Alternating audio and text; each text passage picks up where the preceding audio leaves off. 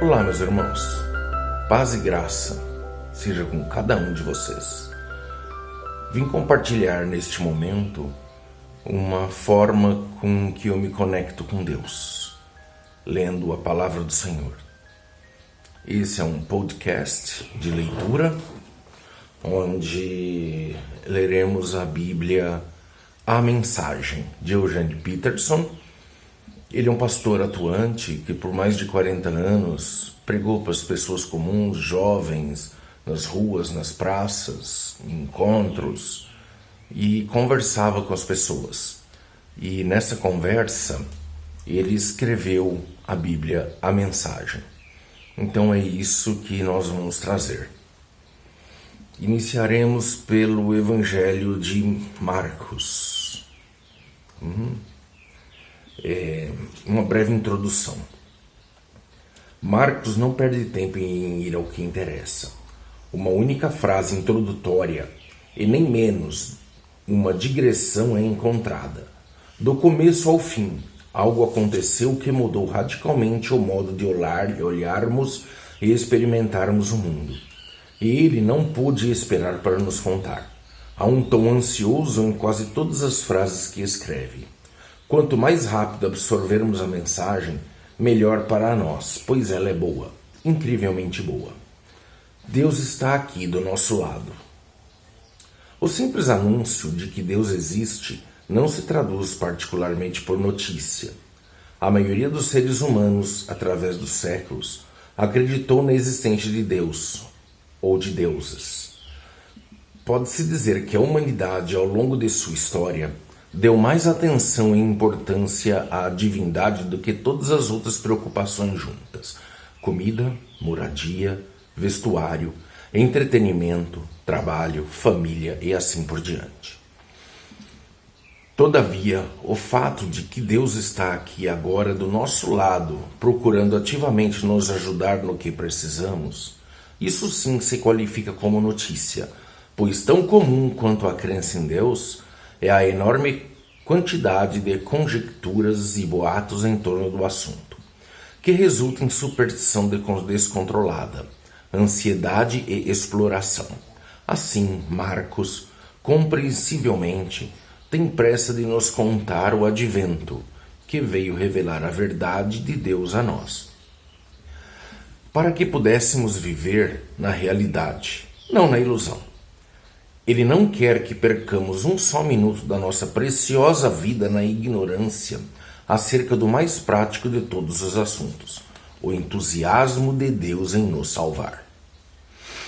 De Marcos era ainda jovem quando Jesus foi crucificado, mas não demorou a se envolver no movimento. Sua primeira viagem missionária foi um fracasso, mas seu primo Barnabé não desistiu de apoiá-lo. Quando estava com cerca de 40 anos de idade, Marcos se estabeleceu em Roma e trabalhava com Pedro e Paulo, dois pesos pesados do movimento. Então o desastre ocorreu. Um incêndio destruiu metade de Roma e o imperador Nero, para afastar de si as suspeitas, pôs a culpa nos odiados cristãos. Muitos deles, incluindo Pedro, foram brutalmente executados. Durante muitos anos, Marcos coletou os relatos que Pedro escreveu sobre Jesus e, apressado pela urgência da perseguição, resolveu contar toda a história. Marcos escreveu para algumas pessoas. Entre os cristãos de Roma havia muitos não-judeus que precisavam de explicação a respeito das tradições da Palestina judaica para compreender Jesus. Esses cristãos eram discriminados pelo restante do povo. Em razão dos graves rumores que circulavam em relação a eles, a situação piorou e os cristãos começaram a ser presos e a enfrentar interrogatórios cruéis e morte em potencial. O registro de Marcos mostra um Deus que está ao lado deles, ajudando-os, e o Filho do Homem como alguém muito humano que sofrera por causa deles. O que mais eles temiam? A contextualização do livro de Marcos Ocorreu por volta entre dos anos 27 a 30 depois de Cristo. O imperador Tibério, que governou do ano 17 até 37, não sabia nada a respeito de um certo judeu crucificado na distante Jerusalém.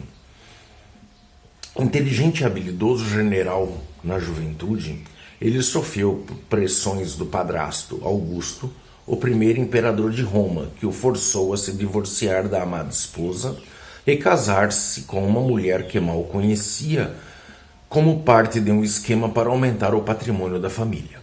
Quando ascendeu ao trono, Tibério tinha 56 anos de idade e sofria de depressão.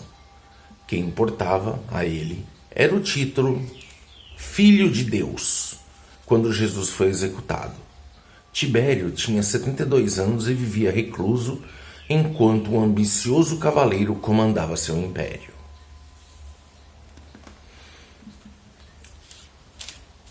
Evangelho de Marcos, capítulo 1. As boas notícias acerca de Jesus Cristo, a mensagem, começam aqui seguindo ao pé da letra o livro do profeta Isaías. Observem com atenção, enviei-me um mensageiro adiante de vocês. Ele preparará a estrada para vocês. Trovão no deserto, preparem-se para a chegada de Deus. Tornem o caminho plano e reto. João, o Batista, apareceu no deserto pregando um batismo de mudança de vida que leva ao perdão dos pecados. As pessoas se atropelavam para ir a ele desde a Judeia e Jerusalém. E, quando confessavam seus pecados, eram batizadas por ele no Rio Jordão, como sinal de uma vida transformada. João vestiu uma túnica de pelo de camelo amarrada à cintura por cinto de couro. Alimentava-se de gafanhotos e mel silvestre. Sua pregação era esta: o mais importante está por vir. O protagonista deste drama, perante o qual sou simples figurante, mudará a vida de vocês. Eu os batizo aqui no rio, mudando a velha vida de vocês pela vida no reino. O batismo dele com o Espírito Santo irá mudá-los de dentro para fora. Nessa época, Jesus de Nazaré apareceu na Galileia e foi batizado por João do Jordão. Assim que saiu da água, Jesus viu o céu aberto e o Espírito de Deus, à semelhança de uma pomba, descendo sobre ele. Com a visão do Espírito, ouviu-se uma voz: Você é o meu filho, escolhido e marcado pelo meu amor e alegria da minha vida. Imediatamente o Espírito guiou Jesus ao deserto. Durante 40 dias e noites, ele foi testado por Satanás. Animais selvagens eram sua companhia e os anjos tomavam conta dele. Depois que João foi preso, Jesus mudou-se para a Galileia e ali pregava: O tempo é agora. O reino de Deus está aqui, mudem de vida e creiam na mensagem. Caminhando pela praia do Mar da Galileia, Jesus avistou Simão e seu irmão André pescando com redes. Era nisso que trabalhavam. Jesus convidou-os: Venham comigo, vou fazer de vocês um novo tipo de pescadores. Vou mostrar como pescar pessoas em vez de peixes. Sem fazer uma pergunta, eles simplesmente largaram as redes e foram com ele. Alguns metros distante, perto da praia, ele viu os irmãos Tiago e João, filhos de Zebedeu, que estavam no barco, consertando as redes. Jesus fez aos dois a mesma proposta. Imediatamente eles deixaram seu pai, Zebedeu, o barco e os empregados o acompanharam. Eles entraram em Cafarnaum. Quando o sábado chegou, Jesus foi logo para a sinagoga e passou o dia lá ensinando. O povo ficou admirado com seu ensino objetivo e confiante, sem os sofismas e as citações usadas pelos líderes religiosos. De repente, estando ele ainda na sinagoga, a reunião foi interrompida por um homem extremamente perturbado que gritava: O que veio fazer aqui conosco, Jesus? Sei o que você veio fazer aqui, Nazareno. Você é o Santo de Deus e veio aqui para nos destruir. Jesus ordenou: quieto, saia dele. O espírito perturbador agitou o homem, protestou em voz alta e saiu.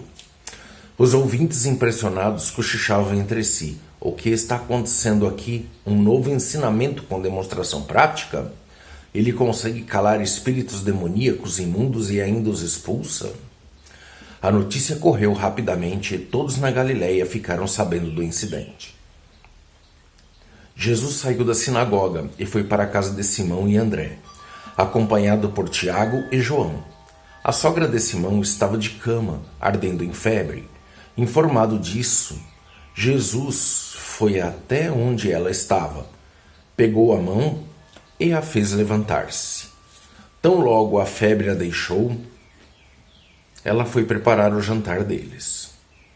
Ao anoitecer, depois do pôr do sol, foram trazidas a ele pessoas doentes e afligidas por espíritos malignos. A cidade inteira fez fila na porta da casa. Ele curou os corpos doentes e as almas atormentadas. Os demônios conheciam sua verdadeira identidade, mas ele não permitia que se pronunciassem. Ainda não havia amanhecido quando ele levantou e tirou-se para orar num lugar isolado. Simão e os que estavam com ele foram procurá-lo. Eles encontraram e disseram: todos estão à tua procura. Jesus decidiu: vamos a outras cidades para que eu possa pregar ali também. Faz parte da minha missão. Assim, por toda a Galileia, ele visitou sinagogas, que eram um lugar de reunião, pregando e expulsando demônios. Um leproso aproximou-se dele, ajoelhou e implorou: se o Senhor quiser, pode me purificar. Emocionado, Jesus estendeu a mão, tocou o leproso e disse: quero, fique limpo. A lepra desapareceu na hora. A pele do homem ficou lisa e saudável. Jesus o despediu com ordens estritas: não diga nada a ninguém. Apenas se apresente ao sacerdote e leve a oferta de purificação, como Moisés prescreveu, para validar a cura diante da comunidade. Mas assim que se afastou de Jesus, o homem saiu contando a cura que recebera, espalhando a notícia por toda a cidade.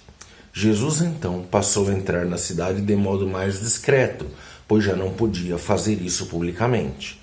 No entanto, ele foi encontrado e o povo corria para ele vindo de todos os lugares. Capítulo 2 do Evangelho de Marcos. Passados alguns dias, Jesus voltou para Cafarnaum e a notícia que ele havia voltado logo se espalhou. Uma multidão se formou, bloqueando a entrada da casa, de modo que ninguém podia entrar ou sair. Ele estava ensinando a palavra quando homens apareceram carregando um paralítico. Eles não conseguiam entrar por causa da multidão, por isso removeram parte do telhado e desceram o paralítico em sua maca. Impressionado com tanta fé, Jesus disse ao paralítico: filho, eu perdoo os seus pecados. Alguns líderes religiosos que estavam presentes começaram a cochichar entre si: ele não pode falar assim, que blasfêmia, só Deus pode perdoar pecados. Jesus sabia o que eles estavam pensando e perguntou: por que se mostram céticos? O que acham que é mais fácil dizer: eu perdoo os seus pecados, ou levante-se, pegue sua maca e comece a andar? Pois bem, para que fique claro, sou filho do homem e estou autorizado a fazer uma coisa e outra. Voltou-se para o paralítico e ordenou: levante-se, pegue sua maca e vá para sua casa. E o homem assim fez. Levantou-se, pegou sua maca e saiu andando diante de todos.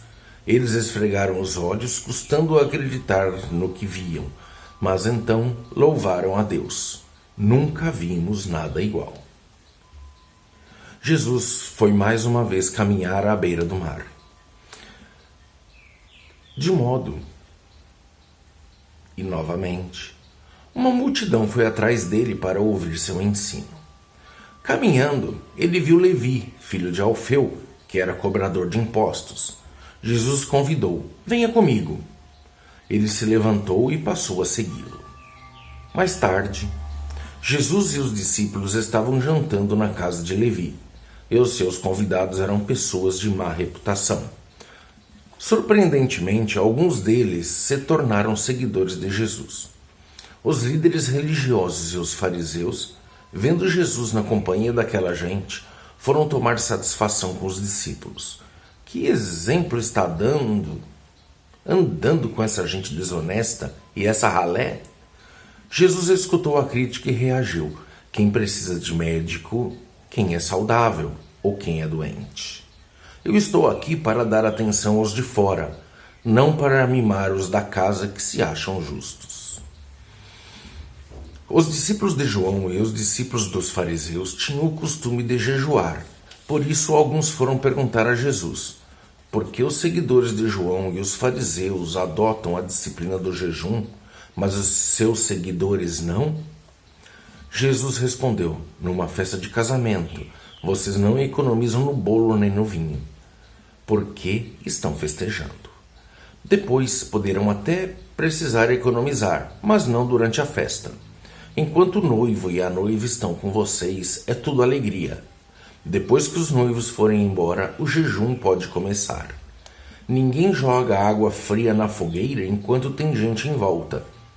Esta é a vinda do reino. Ele continuou: ninguém corta um cachecol de seda para remendar uma roupa velha. Usa-se um remendo que combine. Ninguém guarda vinho em garrafas rachadas. Num sábado, Jesus atravessava uma plantação de cereal.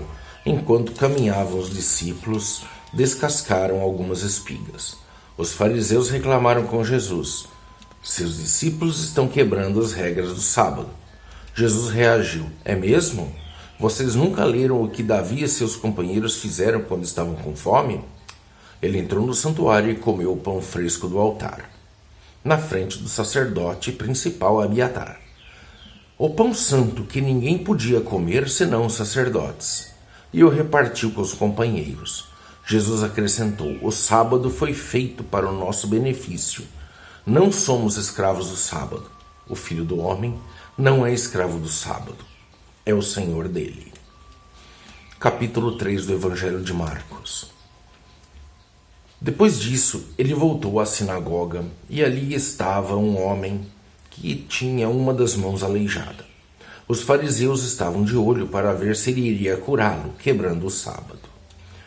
Disse ao homem da mão aleijada: fique aqui, onde todos possam vê-lo. Então perguntou aos presentes: que atitude é coerente com o sábado? Fazer o bem ou o mal? Ajudar as pessoas ou deixá-las sem ajuda? Ninguém disse nada.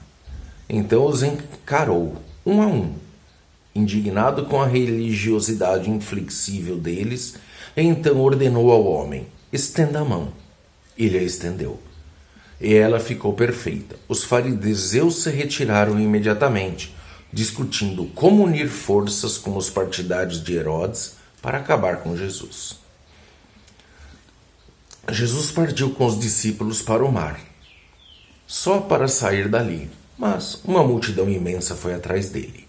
Gente da Galileia, da Judéia, de Jerusalém, da Idumeia, da região próxima do Jordão e das vizinhanças de Tiro e Sidom.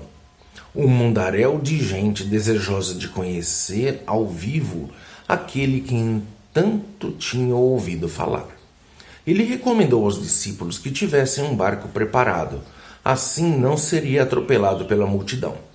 Pelo fato dele haver curado muitas pessoas, todos que sofriam de algum mal se acotovelavam para chegar o mais perto possível dele e tocá-lo. E, no caso dos espíritos malignos, quando reconheciam, caíam e gritavam: você é o Filho de Deus. Mas Jesus não dava atenção a eles.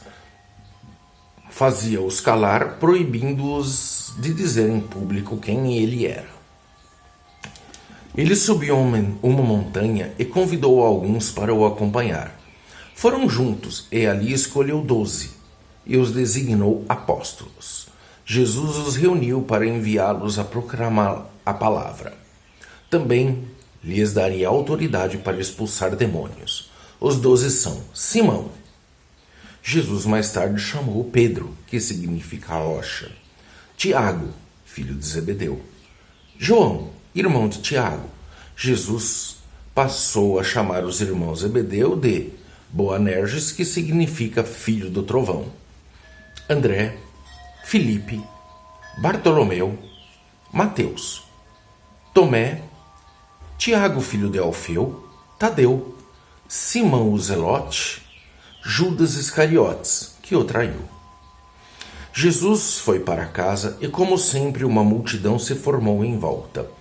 Era tanta gente pedindo ajuda que ele não tinha tempo nem para comer. Alguns parentes informados da situação foram tirá-lo de lá, até pela força se necessário. Eles suspeitavam que Jesus estava perdendo o juízo.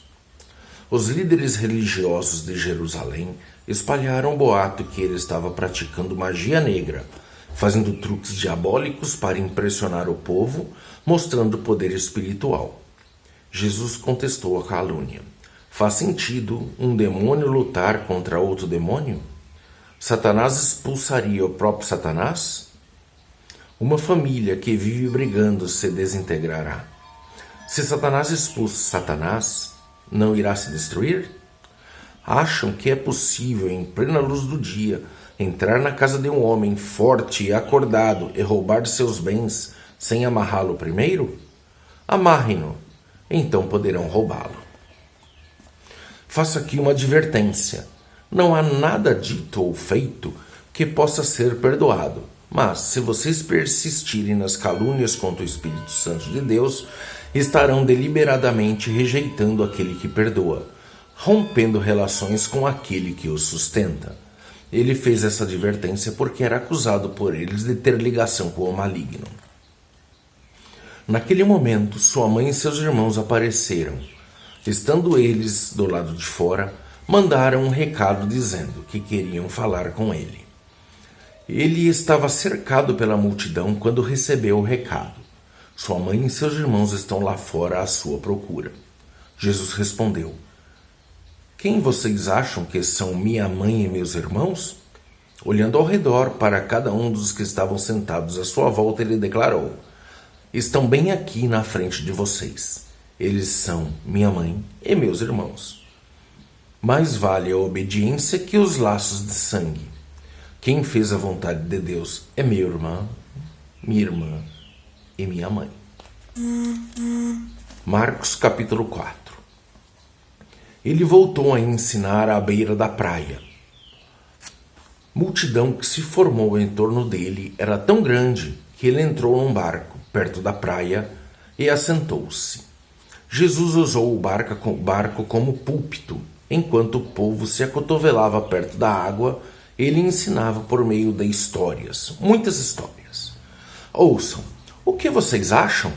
Um agricultor estava semeando. Enquanto fazia seu trabalho, algumas sementes caíram pelo caminho e as aves as comeram. Outras caíram no meio dos pedregulhos, brotaram-se rapidamente, mas não profundamente. As raízes se distribuíram. Com o calor do sol, secaram tão rapidamente quanto haviam brotado. Outras ainda caíram no meio das ervas daninhas. As sementes chegaram a brotar, mas foram sufocadas. Nenhuma sobreviveu. Por fim, algumas, porém, caíram em boa terra e floresceram, produzindo uma colheita que superou as expectativas. Vocês estão entendendo? Quando eles ficaram sozinhos, os que eram mais chegados a ele, além dos 12, pediram que ele explicasse a história. Ele disse: Vocês têm o privilégio de conhecer melhor o reino de Deus. Conheceram as suas verdades, mas para aqueles que ainda não podem ver, tudo é dito por meio de histórias, a fim de guiá-los e discernir mais profundamente. Essas pessoas são assim. Seus olhos estão abertos, mas não veem nada. Seus olhos estão abertos, mas não entendem uma palavra. Recusam-se a voltar-se para Deus para receber perdão. Ele continuou: Entenderam o objetivo da história? Todas as minhas histórias têm o mesmo propósito. O agricultor planta a palavra. Alguns são como a semente que cai à beira do caminho. Assim que ouvem a palavra, Satanás arranca o que foi plantado neles. Outros são como a semente que cai no meio dos pedregulhos. Ouvem a palavra e a recebem com grande entusiasmo. Mas como a palavra não cria raízes, a emoção passa ou surge alguma dificuldade, não sobra nada. A semente lançada no meio das ervas daninhas é aquele que ouve a mensagem do reino, mas é vencido pela preocupação e pela ilusão de manter o que tem e de ganhar mais. A mensagem é sufocada e não sobra nada. A semente lançada na terra é boa. É a pessoa que ouve a palavra e a abraça. E a colheita supera todas as expectativas. Jesus continuou: alguém compra uma lâmpada para pôr debaixo do tanque ou debaixo da cama? O que se faz não é colocá-la numa prateleira? Nós não estamos guardando segredos, nós estamos revelando. Não estamos escondendo nada, mas tornando público. Vocês estão entendendo? Ouçam bem as palavras que estou dizendo. Fiquem atentos quando algum espertalhão ensinar que vocês podem vencer na vida por vocês mesmos. Dar é o caminho, não ganhar. Generosidade produz generosidade. A avareza empobrece. Então Jesus disse: o reino de Deus é como sementes lançadas num campo por um homem. Ele vai dormir e se esquece do que fez. A semente brota e cresce, mas ele nem imagina como isso ocorre. A terra dá conta de tudo, mas sem a ajuda dele, primeiro o caule, depois a espiga e por fim o grão. Quando o grão está maduro, ele o colhe. É o tempo da colheita. Como podemos descrever o reino de Deus? Que ilustração podemos usar? É como uma semente de mostarda. É uma das menores sementes, mas uma vez plantada germina e cresce, tanto que os pássaros fazem ninho em seus ramos e abrigam-se à sua sombra. Com outras histórias semelhantes, ele apresenta sua mensagem ao povo, aplicando as histórias a experiências e compreensão deles. Eles sempre contam uma história. Quando estava sozinho com seus discípulos, explicava tudo, desfazendo o emaranhado. Assim, todos os nós eram desatados. Naquele dia, ao cair da tarde, ele decidiu: vamos para o outro lado do mar. Eles entraram no barco em que estava. Os outros barcos foram atrás deles. De repente, uma tempestade violenta os envolveu. As ondas invadiam a embarcação, ameaçando afundá-la, enquanto Jesus, com a cabeça sob um travesseiro, dormia na popa do barco. Os discípulos o acordaram, implorando: mestre, não vais fazer nada? Nós vamos morrer.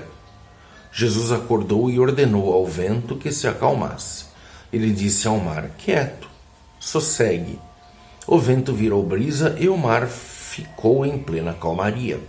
Jesus repreendeu os discípulos: por que tanto medo? Vocês não têm fé? Eles estavam apavorados e confusos. Afinal, quem é esse homem? Se perguntavam. Até o vento e o mar acalmam quando ele ordena? Marcos capítulo 5. Eles chegaram ao outro lado do mar, na terra dos Gerazenos. Assim que Jesus saiu do barco, um louco, vítima de demônios, saiu do cemitério e correu para ele. Um homem vivia no meio das sepulturas. Ninguém conseguia prendê-lo. Era impossível acorrentá-lo ou amarrá-lo. Ele fora amarrado muitas vezes com cordas e correntes, mas quebrava as correntes e arrebentava as cordas. Ninguém era forte o bastante para subjugá-lo. Noite e dia vagava entre as tumbas e as colinas, gritando e cortando o próprio corpo com pedras pontiagudas. Quando ele viu Jesus, correu na direção dele e curvou-se reverentemente. Depois rugiu em protesto: o que queres comigo, Jesus, filho do Deus Altíssimo? Em nome de Deus, não me perturbes. Jesus havia ordenado ao espírito maligno: fora, saia desse homem. Jesus perguntou: diga-me seu nome. Ele respondeu: meu nome é multidão, porque somos muitos. Em desespero, implorou a Jesus que não o expulsasse daquela região. Uma grande manada de porcos estava pastando numa colina perto dali. Os demônios então suplicaram a Jesus: manda-nos para os porcos, permita que vivamos neles. Jesus permitiu, mas aos porcos aconteceu pior do que ao homem. Enlouquecidos, correram, pularam do penhasco e caíram no mar e se afogaram. Aterrorizados, os que cuidavam dos porcos saíram em disparada e contaram o incidente na cidade e na região. Todos queriam ver de perto o que havia acontecido. Eles encontraram Jesus e viram o louco assentado, usando roupas decentes e em perfeita saúde, não mais como alguém fora do juízo. O que haviam presenciado, a cena, contaram aos outros que aconteceram ao endemoniado e aos porcos. No princípio, os curiosos ficaram impressionados. Depois ficaram revoltados por causa dos porcos que haviam perdido e imploraram a Jesus que saísse dali e nunca mais voltasse. Jesus estava indo para o barco e o homem que fora liberto dos demônios pediu para acompanhá-lo, mas o mestre não o permitiu. Em vez disso, aconselhou: vá para casa, para o seu povo. Conte-lhes o que o mestre, num gesto de misericórdia, fez por você. O homem voltou e na área das 10 cidades dava testemunho do que Jesus havia feito por ele. Ele se tornou o assunto da cidade. Após a travessia, uma imensa multidão formou-se à beira-mar. Um dos líderes da sinagoga, chamado Jairo, foi falar com Jesus. Ajoelhou-se diante dele e suplicou: minha filhinha está à beira da morte. Vem comigo e impõe as mãos sobre ela para que melhore. Jesus foi com ele e a multidão inteira os acompanhou, apertando-o e empurrando-o. Uma mulher que estava sofrendo de hemorragia havia 12 anos ouviu falar de Jesus. Muitos médicos haviam tratado dela, mas sem sucesso. Levaram todo o seu dinheiro e a deixaram pior que antes. Ela esgueirou-se por trás dele e tocou sua roupa. Ela pensava: basta eu tocar em sua roupa para ficar boa. No momento em que tocou, a hemorragia parou. Ela pôde sentir a mudança. Sabia que estava livre daquele mal. No mesmo instante, Jesus sentiu que dele saíra poder. Voltou-se para a multidão e perguntou: quem tocou minha roupa? Os discípulos disseram: como assim? A multidão empurra e aperta de todo lado e o Senhor quer saber quem o tocou? Mas ele insistiu, olhando ao redor para ver quem o tocara. A mulher, sabendo o que havia acontecido e que o havia tocado, tremendo de medo, ajoelhou-se diante dele e contou a história. Jesus lhe disse: filha, você se arriscou por causa da sua fé e agora está curada. Tenha uma vida abençoada, seja curado da sua doença. Enquanto ele ainda falava, algumas pessoas chegaram à casa do líder da sinagoga e informaram: sua filha morreu. Por que continuar incomodando o mestre? Ouvindo o que diziam, Jesus tranquilizou o homem: não dê atenção a eles, apenas confie em mim. Ele não permitiu que ninguém fosse com ele, exceto Pedro, Tiago e João. Entraram na casa, abrindo caminho entre os fofoqueiros, sempre ávidos por uma novidade, e pelos vizinhos que haviam trazido comida. Jesus foi ríspido com eles. Por que todo esse falatório e essa choradeira sem sentido? A criança não está morta, está dormindo. As pessoas da casa zombavam dele, achando que ele não sabia o que estava dizendo. Contudo, Jesus dispensou a todos eles. Chamou o pai e a mãe da criança e seus companheiros e entrou no quarto da menina. Segurando a mão dela, ordenou: Talita cumi, que significa menina, levante-se. Ela se levantou e começou a andar. A menina tinha 12 anos de idade. Os pais, obviamente, não continham a alegria Mas Jesus deu ordens estritas para que eles não contassem nada a ninguém e ordenou: deem a ela algo para comer. Marcos capítulo 6. Quando partiu dali, Jesus voltou para a sua cidade. Seus discípulos o acompanharam. No sábado, ele começou a ensinar na sinagoga. Os ouvintes ficaram impressionados. Ele é muito bom, comentavam. De onde vem tanta sabedoria, tanta capacidade? Perguntavam-se. Não demorou, porém, já estavam falando mal dele. Ora, ele é apenas um carpinteiro, o filho de Maria. Nós o conhecemos desde menino. Conhecemos também seus irmãos, Tiago, José, Judas e Simão, e suas irmãs. Quem ele pensa que é? Mesmo sem conhecer o direito, eles o desprezavam. Jesus declarou: um profeta não é importante em sua terra e em sua família. Nas ruas em que brincou quando era criança, Jesus não pôde fazer muita coisa ali. Ele impôs as mãos sobre uns poucos doentes e os curou. Nada mais. Não pôde vencer a resistência deles. Assim decidiu visitar outras cidades ensinando o povo. Jesus convocou os 12 e enviou-os em duplas. Deu-lhes autoridade e poder para enfrentar a oposição maligna, além das seguintes instruções: não pensem que precisarão de muito equipamento para cumprir a missão. Vocês são o equipamento. Nada de depender do dinheiro. Sejam simples. Nada de hospedagem de luxo. Hospedem-se no lugar simples e contente-se com isso. Se não forem bem recebidos, e se não ouvirem, retirem-se sem estardalhaço e sem fazer cena. É hora de dar de ombros e continuar o caminho. Então eles partiram. Entre alegre tom de urgência, anunciaram a mudança radical de vida por onde passaram. Expulsaram demônios e levaram saúde aos doentes, ungindo o corpo e curando a alma. Herodes tinha conhecimento de tudo isso, porque o nome de Jesus estava na boca de todo mundo. O rei dizia: esse deve ser João, o Batista, que voltou dos mortos. Por isso é capaz de fazer milagres. Outros discordavam. Não, é Elias. Outros ainda opinavam. É um profeta, exatamente como o profeta dos tempos antigos. Herodes, porém, insistia. Tenho certeza de que é João. Eu o decapitei e agora ele está de volta, vivo. Esse Herodes foi aquele que mandara que João fosse preso e acorrentado por causa de Herodias, a mulher de seu irmão Filipe. Pois João havia irritado Herodes por denunciar o adultério do rei. Fervendo de raiva, ela queria matá-lo, mas não ousou fazê-lo porque Herodes respeitava João. Conhecido de que ele era um homem santo, o rei dispensava-lhe um tratamento especial. Sempre o ouvia, sentia-se culpado, mesmo assim apreciava a palavra de João.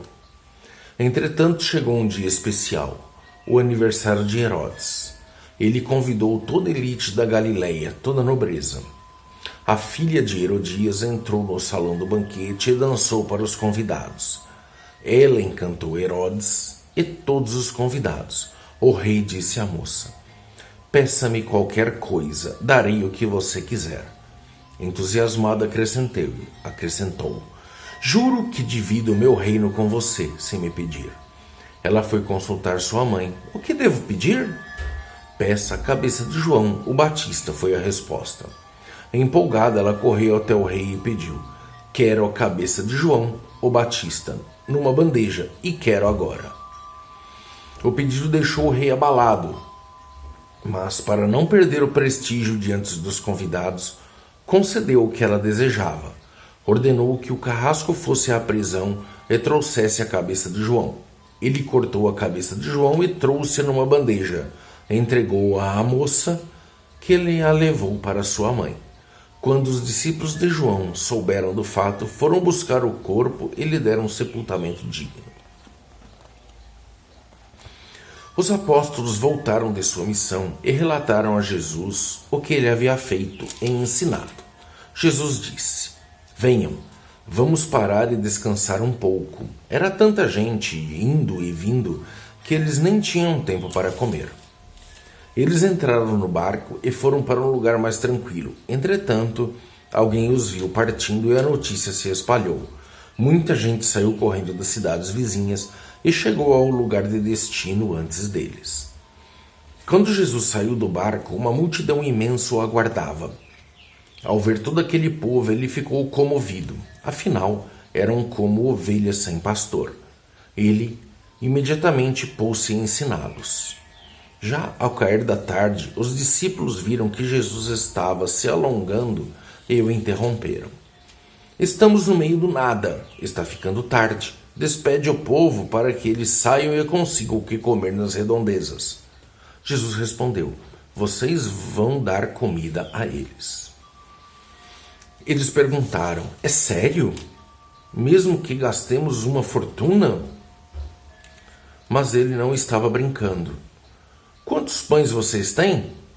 Verifiquem. Não demorou para saberem. 5 pães e 2 peixes, informaram.